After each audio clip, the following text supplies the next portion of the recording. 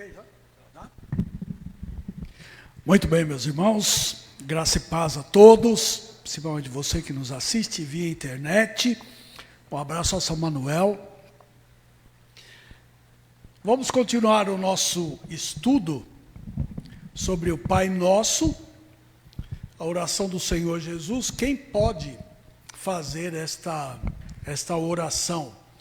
Nós paramos aqui na terça-feira passada, falando o seguinte, que o nosso conforto é que mesmo Deus sendo santo, não podendo conviver com o pecado, odiando a iniquidade, conforme Isaías 61:8, que nós já vimos, e nós sendo miseráveis pecadores, Ele nos perdoa e purifica, quando arrependidos lhe confessamos os nossos pecados.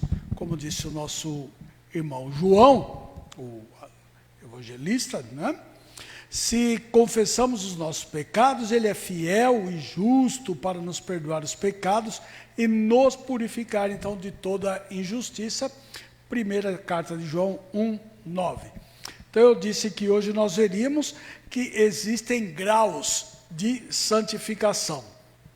Então, vamos lá. A santificação, como um processo, é eminentemente progressiva, mesmo que muitas vezes a sua trajetória seja lenta. Ela está sempre se desenvolvendo, enfrentando em sua caminhada um combate que traz consigo necessariamente a ideia de graus de santificação. Contudo, esta declaração faz-se necessário, então, alguns esclarecimentos que nós vamos ver. Então, como eu já expliquei, a santificação, ela é um processo, né, feito a duas mãos. Quem dá o start da santificação é Deus, quando Ele nos tira, né, da lama do pecado, da perdição, e nos traz, então, para o seu seio, para que nós nos tornemos santos. Né? Agora, o processo de santificação, ou seja, o afastamento do pecado em direção cada vez mais à vontade de Deus, é nossa. E nós temos que fazer isso. Por isso é diferente, como eu expliquei, diferente da salvação, que é um ato exclusivo da soberania de Deus, a redenção, que é um ato exclusivo da soberania de Deus, o perdão do pecado é um ato exclusivo da soberania de Deus, e assim por diante. Não é? A santificação, ela depende de nós. Nós é que precisamos trabalhar essa questão de nos santificar. Então ele chama a atenção aqui, às vezes pode ser mais lento, para outros pode ser mais rápido.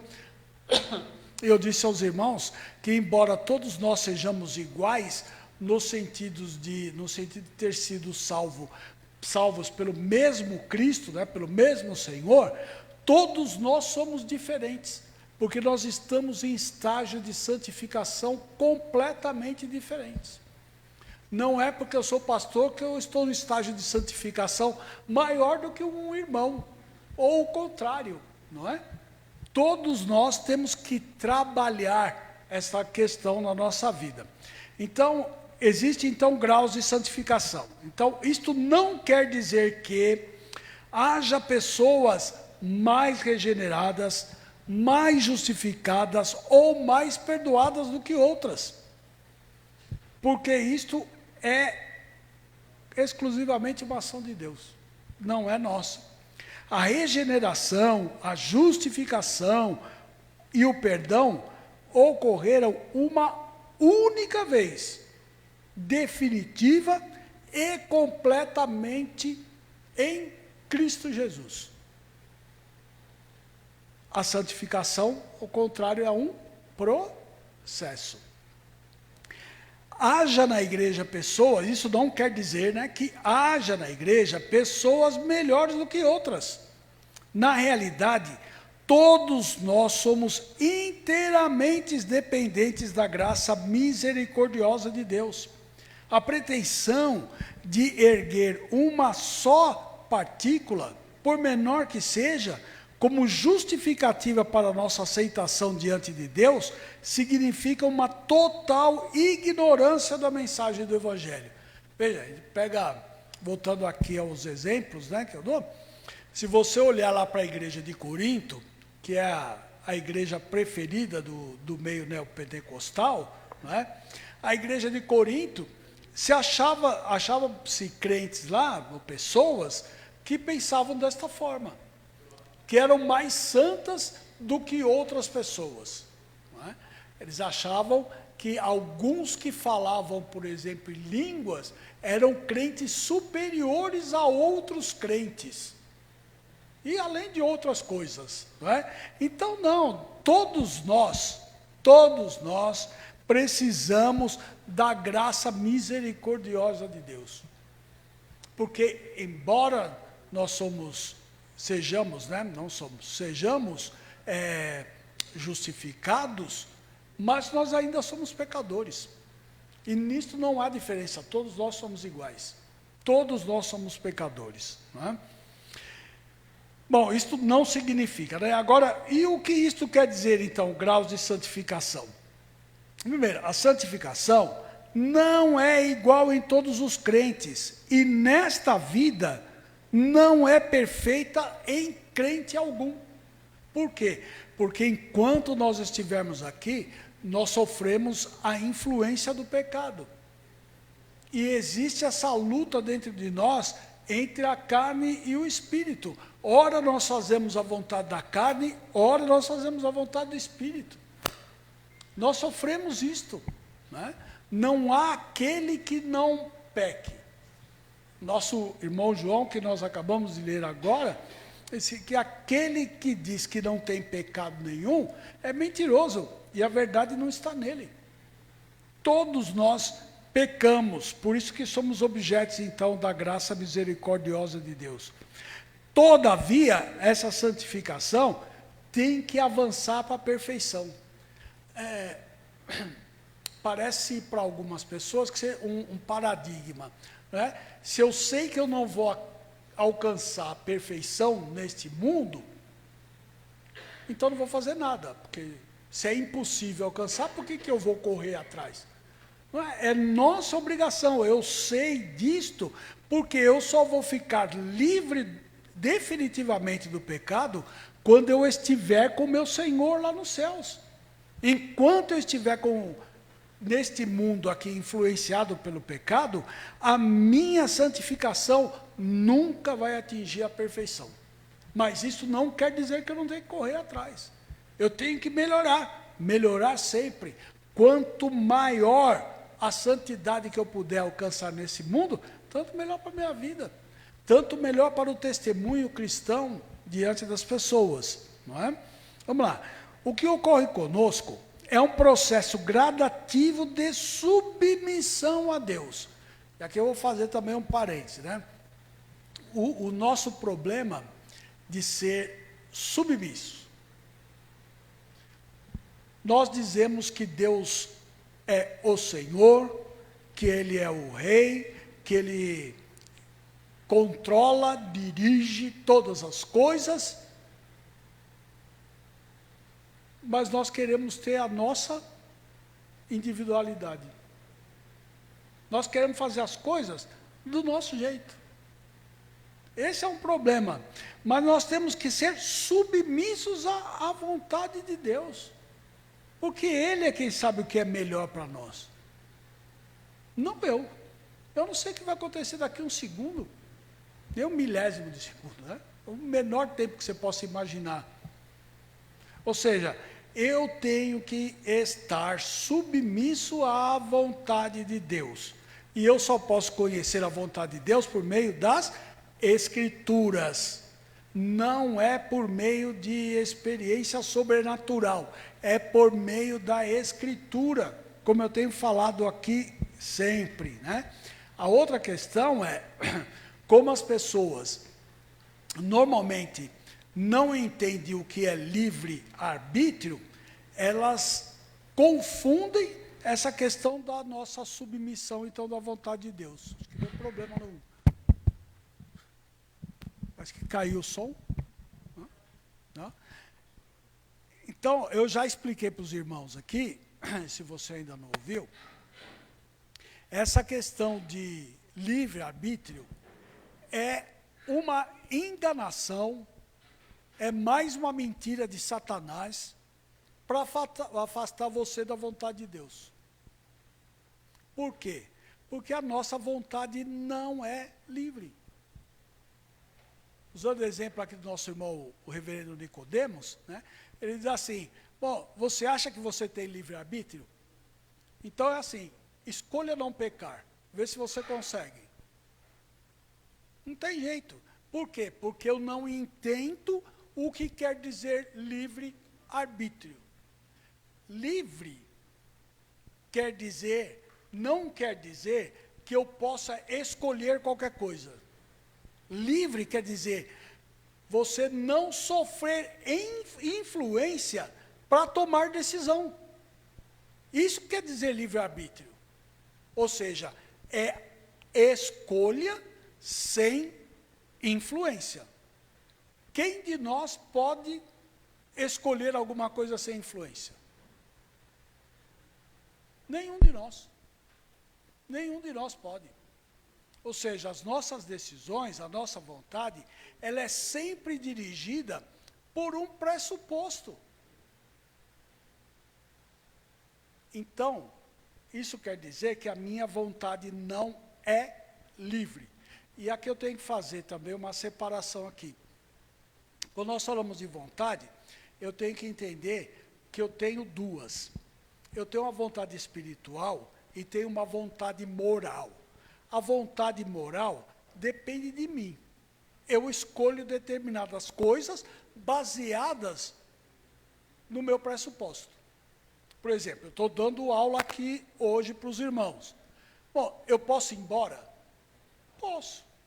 Por quê? Porque é uma ação moral. Eu vou colher os resultados dessa minha atitude, mas eu posso ir. Agora, quando nós falamos de liberdade espiritual, nós não temos. Não temos. Por que que nós não temos? Porque nós estávamos, né, no nosso caso aqui, estávamos mortos nos nossos delitos e pecados. Se eu estou morto, o que morto faz? Coisa nenhuma. Coisa alguma. Ou seja, você não pode escolher. É por isso que o apóstolo Paulo, lá na carta aos Efésios, em outros lugares também, né, ele vai dizer assim, olha, estando vós mortos nos vossos delitos e pecados, ele vos deu vida. Enquanto nós não recebemos essa vida, você não pode escolher. Ou seja, o caminho aqui é o contrário. Você só escolhe, entre parênteses, né, a Cristo, porque Ele escolheu você. Senão você jamais escolheria. Porque nós estamos mortos nos nossos delitos e pecados. Então, como eu acho que eu tenho livre-arbítrio, eu não quero colocar esta falácia, abrir mão dela, para fazer a vontade de Deus. Então, não, eu vou fazer, é assim que as igrejas hoje ensinam, você tem que fazer isso, você tem que fazer aquilo, você tem que fazer aquilo outro, quando a Bíblia diz que você não pode fazer nada. Por quê? Porque aquilo que precisava ser feito, quem fez foi o Senhor Jesus Cristo, não fui eu, não foi você que me assiste, não foi quem está aqui na igreja. Então a gente precisa entender primeiro as coisas, né? Antes de você dizer assim, ó, eu levantei a mão porque eu quis aceitar isso. Você quis nada. Se fosse depender de mim, de você, nós estaríamos lá no mundo. Porque a Bíblia diz que nós somos inimigos de Deus. Somos contrários à vontade de Deus. Se Deus não mudar a minha natureza, não mudar a sua natureza, você jamais vai fazer a vontade de Deus. Então, a santificação, o que que é? É um passo, um processo gradativo de eu me adequar à vontade de Deus, me submetendo à sua vontade.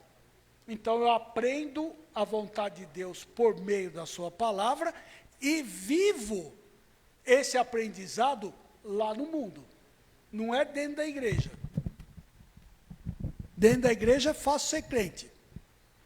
É todo bonitinho, todo mundo sorridente, todo mundo tem auréola, tem asinha, uma beleza. Agora, quando sai daqui para fora, como é que é? Isso é que nós precisamos exercitar, é este processo que de fato transforma a minha vida de tal maneira que quando eu saio daqui da igreja e vou lá no mundo, as pessoas têm que olhar para mim e ver que aquilo que eu faço só tem uma origem: o Pai Celestial, não há outro. Vamos lá. Então, o que ocorre conosco é um processo gradativo de submissão a Deus, de prazer em fazer a sua vontade. É isso que diz o salmista: agrada-me fazer a tua vontade, ó Senhor, em usar dos meios que Ele nos fornece para o nosso aperfeiçoamento. O principal dele está aqui, ó, a palavra. E tem a oração. E tem outros meios de graça que Deus nos deu, depois a gente vai ver. Daí as recomendações bíblicas para que cresçamos, desenvolvamos a nossa fé. Se não houvesse possibilidade, ou se a santificação fosse apenas um ato único efetuado por Deus, tais recomendações não teriam razão de ser. No entanto, a Bíblia nos exorta repetidas vezes para que cresçamos espiritualmente, nos submetendo à vontade de Deus e desenvolvendo a nossa salvação. É o que diz o nosso irmão Paulo lá na carta aos Filipenses, capítulo 2, versos 12 e 13b. Né? Ele diz assim, ó, desenvolvei a vossa salvação com temor e tremor. Ou seja, a palavra salvação aqui, Paulo está usando como um sinônimo de santificação. Ele não está dizendo que você tem que desenvolver a salvação como se a salvação dependesse de você. Ele está usando salvação como sinônimo de santificação. Tem que ser desenvolvida com temor e tremor, porque Deus é que efetua em vós tanto o querer como o realizar segundo a sua boa vontade. E continua, finalmente, irmãos, não vos rogamos e exortamos no Senhor Jesus, que como de nós recebeste, quanto à maneira por que deveis viver e agradar a Deus, e efetivamente estáis fazendo, continueis progredindo cada vez mais. 1 Tessalonicenses 4:1. Contudo, vos exortamos, irmãos, a progredirdes cada vez mais. 1 Tessalonicenses 4:10. Desejai ardentemente, como crianças recém-nascidas, o genuíno leite espiritual, para que por ele vos seja dado crescimento para a salvação. 1 de Pedro 2:2. Pedro usando também o mesmo estilo, né? Mesma maneira de escrever, usando salvação como no lugar da santificação, né? Usando como sinônimos. Em último lugar, ainda o apóstolo Pedro, antes crescei na graça e no conhecimento do Senhor Jesus, 2 de Pedro 3:18. Ou seja, a Bíblia insistentemente nos orienta a procurarmos isso, procurarmos essa vida de santificação. Quanto mais nós nos afastamos do pecado, mais nós nos enchemos do Espírito Santo. Essa é a receita que o apóstolo Paulo nos dá, né? E a Bíblia toda dá. Continuando aqui, Deus nos oferece todos os recursos para o nosso crescimento. Dá-nos uma nova disposição, que é a primeira coisa, mudança de coração, uma nova disposição, né? Nós cantamos um canto que diz assim, dá-me um novo coração. Esse novo coração é essa disposição agora em agradar a Deus. E requer o uso consciente disso. Antes de qualquer coisa, a nossa fé é uma fé racional. Eu preciso entender essas coisas. Eu preciso aprender na palavra de Deus e usar a minha razão e a minha consciência para poder fazer isto. O uso consciente, responsável e submisso do que Ele nos tem oferecido. Então veja, Deus sempre colocou à nossa disposição todos os meios necessários, então, para a santificação. E o nosso irmão, reverendo Hermes, né, que escreveu o texto, ele nos chama a atenção para que nós não usemos de forma inadequada esses meios que Deus nos deu. Quando é que eu uso de forma inadequada? Quando eu uso esses meios em benefício próprio. Uso em benefício próprio. Vamos pegar de novo lá o exemplo da igreja de Corinto. Alguns achavam lá, então você fala a língua, então eu sou melhor do que os outros, eu apareço mais na igreja porque os outros não falam e tal. Os irmãos não podem tomar parte na mesma ceia que eu tomo porque eu sou diferente, porque eu como picanha, aliás, não vou poder comer mais, porque a médica já falou que corta, não pode mais. Então, é assim, o outro tem que comer carne de pescoço lá, porque não pode juntar com esse aqui. Então, sabe, são coisas desse tipo. Trazendo para o nosso meio aqui, quando eu uso, por exemplo, a adoração a Deus, para me beneficiar. Me beneficiar. Quando é que isso acontece? Quando eu procuro o aplauso que deveria ser dirigido ao Senhor, dirigido para mim. Isso acontece em vários lugares. A gente está cansado, é só você ligar a televisão aí você vê. É assim, vai cantar o Zezinho das Couves lá na igreja. Enche assim, todo mundo vai bater o pau para o Zezinho das Couves. Vai alguém pregar lá, tem meia dúzia de gato pingado lá, ninguém quer escutar a palavra, mas vai lá aplaudir o Zezinho. Por quê? Porque chama mais atenção, quer dizer, o louvor, a adoração é direcionada para o homem. São cultos de origem humana. O homem está no centro. São antropocêntricos, não cristocêntricos. O apóstolo Paulo nos exorta que nós diminuamos e que Cristo cresça cada vez mais. E eu só posso ter isso na minha vida se eu caminhar sempre em santificação. Importa, para uns mais rápido, para outros mais lento, mas o problema é sempre você ir para frente. Nunca para trás. Nós devemos sempre prosseguir atentamente com isso. Então, com esse propósito, Jesus e Paulo oram em favor da igreja de Deus, dizendo, santifica-os na verdade. Roga a Jesus, provavelmente no dia anterior da sua autoentrega sacrificial, quando ele faz a oração sacerdotal, lá em João 17:17. O mesmo Deus da paz vos santifique em tudo, e o vosso espírito, alma e corpo sejam conservados íntegros e irrepreensíveis na vinda do nosso Senhor Jesus Cristo. Ou seja, eu tenho de me manter em santificação. Intercede, então, o apóstolo Paulo em 1 Tessalonicenses 5:23.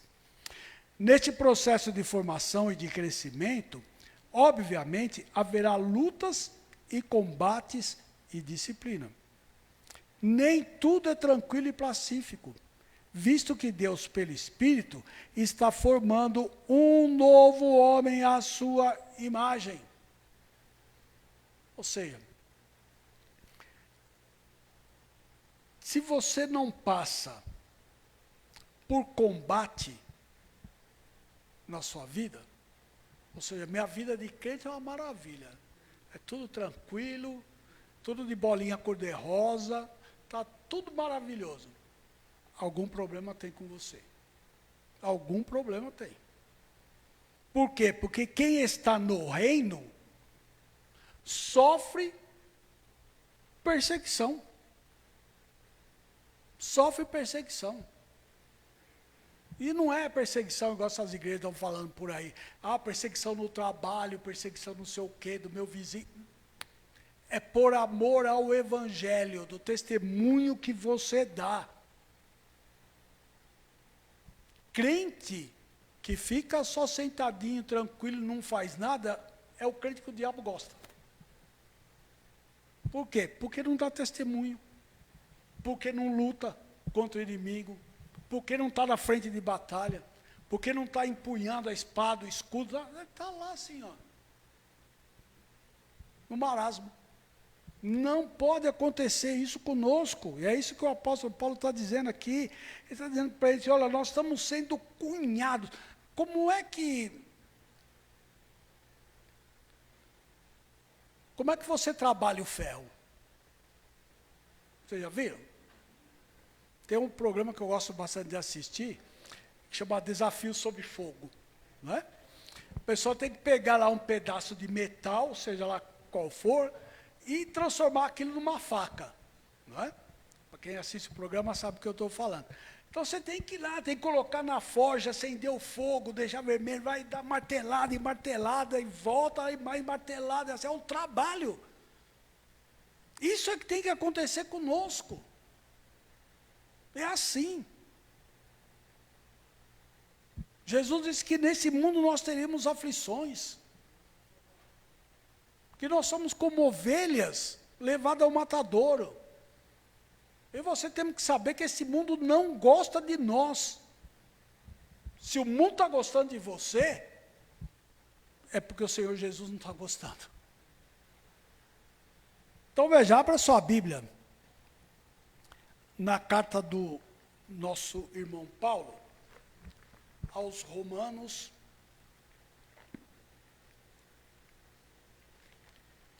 Não, Atos, vamos lá. Romanos,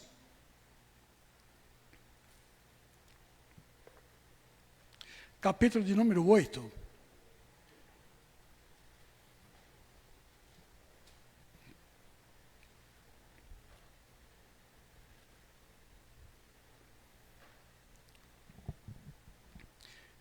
Verso 29 e 30. Diz assim o nosso irmão Paulo: porquanto aos que de antemão conheceu, também os predestinou para serem conformes à imagem do seu Filho, a fim de que ele seja o primogênito entre muitos irmãos. E os que predestinou, a esses também chamou, e aos que chamou, a esses também justificou, e aos que justificou, a esses também glorificou. Mas no verso 29, eu quero dizer, chamar a atenção dos irmãos, para o que ele diz aqui, ó, a serem conformes à imagem do seu Filho, ou seja, nós temos que ser conformados à imagem dele. Ou seja, tomar a forma. Como eu usei o exemplo agora de você pegar um bloco de metal e transformar numa faca, uma outra coisa completamente diferente, ou seja, o material mesmo, mas é completamente diferente. Completamente diferente. Nós precisamos ser assim. Antes da minha vida, eu tinha a imagem de quem? Da morte. Do dominador desse mundo, eu era sujeito, eu era escravo dele. Agora não, eu tenho que me conformar à imagem de Cristo, porque ele é o meu padrão agora. Não é? Então, é nisto que eu tenho que trabalhar. Vamos ver Gálatas 4:29. Gálatas 4:19. Gálatas 4:19. Meus filhos, por quem de novo sofro as dores do parto, até ser Cristo formado em vós. Ou seja, não tem por onde escapar, a Bíblia inteira ensina isso. Eu preciso fazer isso na minha vida. Preciso trabalhar essa questão, então, da santificação. Muito bem. Continuando aqui, devemos acrescentar que a nossa santidade, por mais elevada que seja, sempre será inadequada diante do escrutínio perfeitamente santo de Deus. Então veja, o que Isaías disse quando viu o Senhor? Ai de mim, eu estou perdido. Essa é a nossa posição. O mais santo que você acha que já conseguiu subir na sua escala, né, de santificação, a resposta vai ser sempre a mesma. Ai de mim, eu estou perdido, porque eu estou diante de um Deus que é santo, santo, santo. E nós precisamos ter essa percepção, irmãos, na nossa vida. Vamos lá então. devemos acrescentar que a nossa santidade, por mais elevada que seja, sempre será inadequada diante do escrutínio, né, da percepção, da coração, da verificação perfeita de Deus, que é santo, santo, santo. Por isso, a nossa confiança nunca deverá estar amparada na nossa bondade, nas nossas obras, ou alto nível espiritual, mas unicamente nos méritos de Cristo. Daí a advertência do apóstolo Paulo, não de obras para que ninguém se glorie. Eu já expliquei este fato aqui outro dia, né, que é assim, não é que você não precise fazer boas obras. Nós fomos chamados de antemão por Deus para fazermos boas obras. Foi para isso que Ele nos chamou. Mas a diferença é, nós fazemos isto porque nós já somos salvos e nos conformamos à vontade de Deus, não para sermos salvos, que é completamente diferente. Aí eu vou me basear nas minhas obras, ou seja, naquilo que eu faço, para me apresentar diante de Deus, dizendo, olha, veja como eu fui bonzinho. De jeito nenhum. De jeito nenhum. Não é? Às vezes, usando aqui uma simbologia, né? Eu disse para os irmãos o seguinte, acho que quase todo mundo aqui sabe fazer omelete, né? Então você faz lá, pega lá uma meia dúzia, 3, 4 ovos lá para fazer omelete. Aí você quebra o primeiro ovo dentro da tigela, tá bom, quebra o segundo ovo dentro da tigela, quebra o terceiro ovo, o ovo está podre. E daí, você vai continuar quebrando os outros ovos e vai fazer omelete? Não, é assim que a pessoa, sem Cristo, se apresenta diante de Deus. Por causa de 2, 3 ações boas que ela fez na vida, ela acha que tem o direito de reivindicar alguma coisa no reino de Deus. Não tem nada. A própria palavra, Deus nos ensina que as nossas melhores obras são como um pano de imundícia.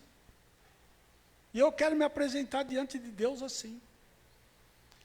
E o problema principal é que, além de eu não poder me apresentar assim, é que estas obras não têm validade, porque se elas tivessem validade, elas anulariam a obra de Cristo Jesus. Então não pode. Eu não posso substituir as minhas obras de como pecador para me apresentar diante de Deus. É impossível. Não de obras para que ninguém se glorie.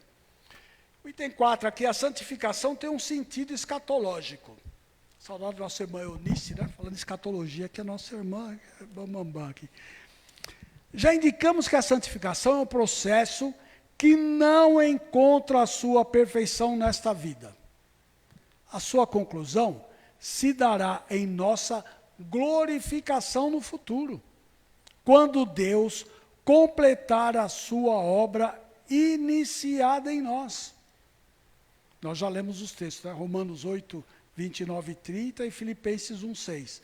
Todavia, a perspectiva do encontro com Cristo, quando Ele regressar em glória, deve nos motivar hoje, solicitamente, à santificação, a fim de vivermos em santidade na sua presença, puros, porque Ele é puro. Já expliquei para os irmãos que a gente não pode ser puro como, né, como eu já li por aí, né? Sede santo como eu sou santo, impossível. Nós estamos falando de Deus, não é? Eu não, eu sou pecador. Eu posso tentar ser santo porque o Deus que eu sirvo é santo. A santidade perfeita no céu encontra os seus primórdios na vida dos eleitos aqui na terra.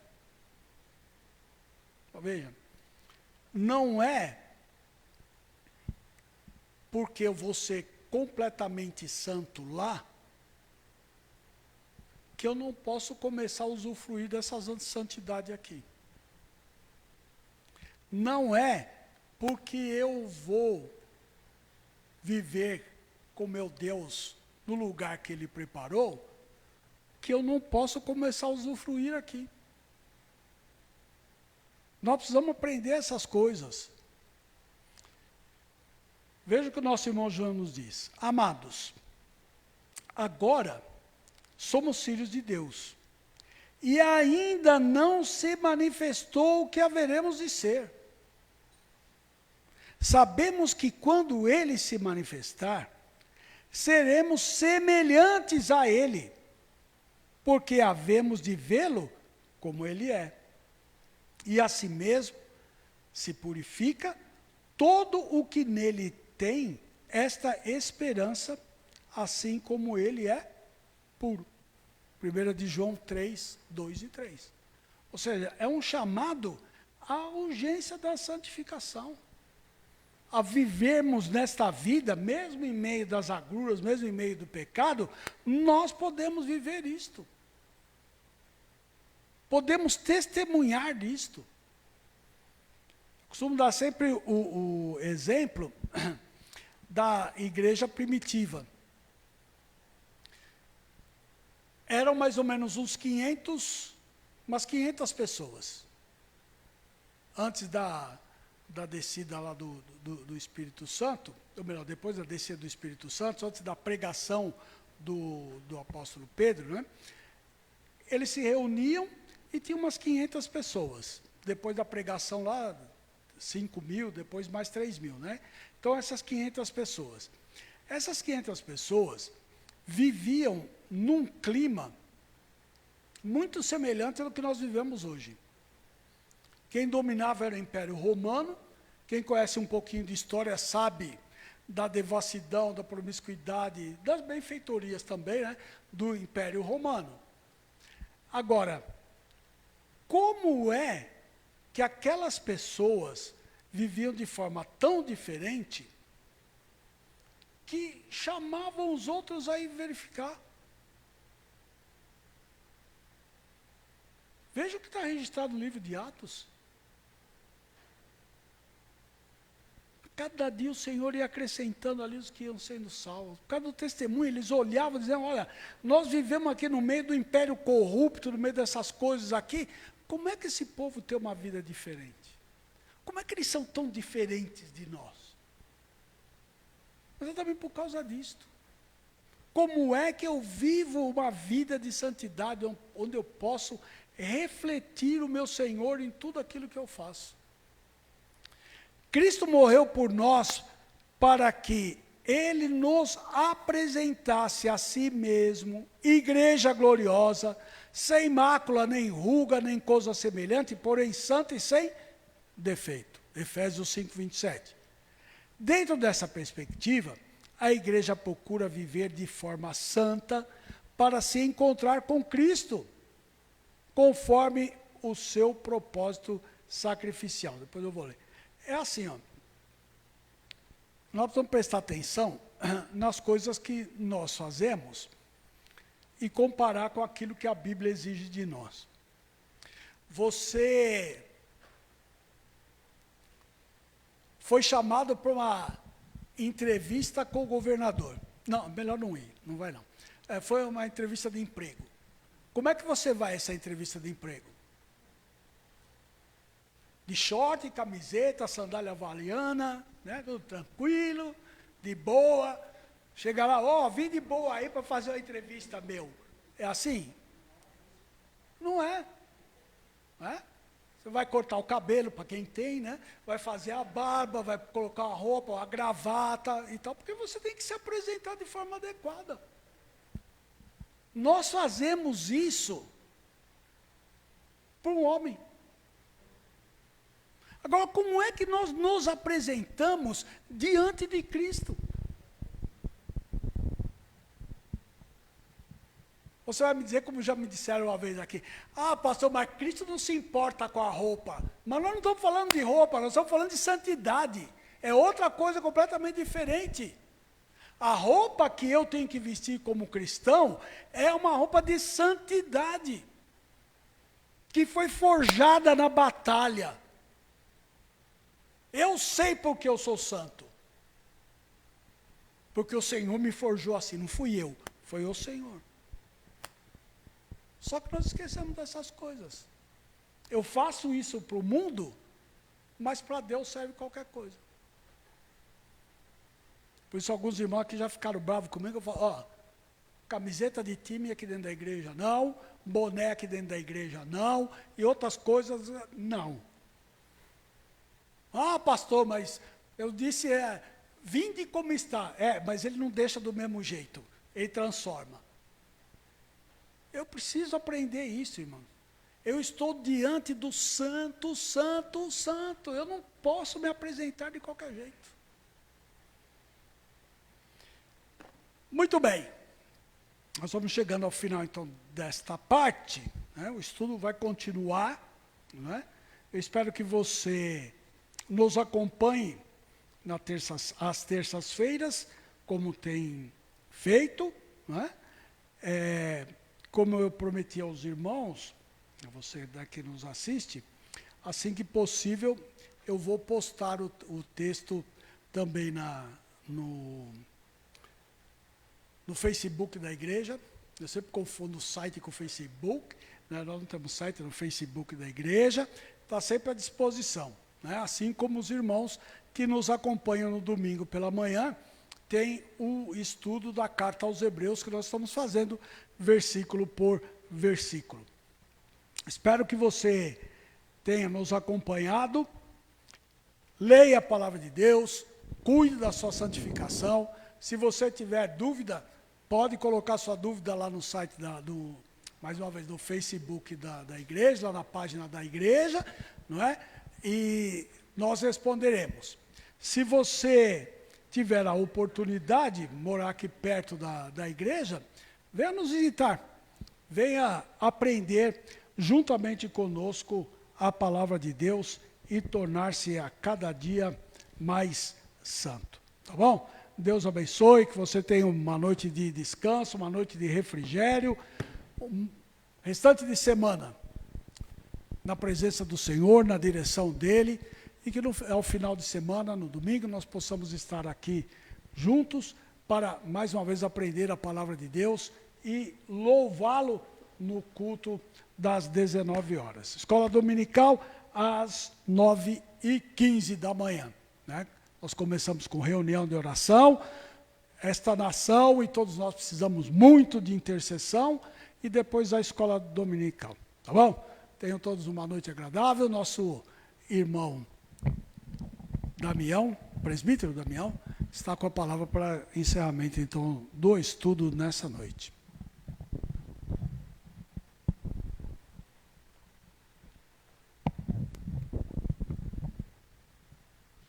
Amém. Terminamos mais um estudo com a graça de Deus, que possamos ter uma ótima semana, como o pastor nos falou. Que não tem algum aviso para dar, pastor? Bom, então antes de